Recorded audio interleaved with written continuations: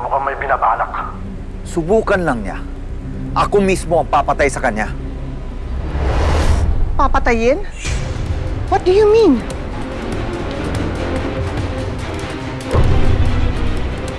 May papatayin ka? It was just an expression. To be honest, nabwisit lang ako dun sa tao. Ano naman ang ginawa niya for him to merit murder? It doesn't matter. Tomas, mag-ingat ka nga sa mga sinasabi mo. Paano na lang kung marinig ka ng mga bata at ng ibang tao? Ano na lang ang sasabihin nila? Pwede ba let it go? At huwag na huwag mo ako diktahan kung paano ako dapat magsalita.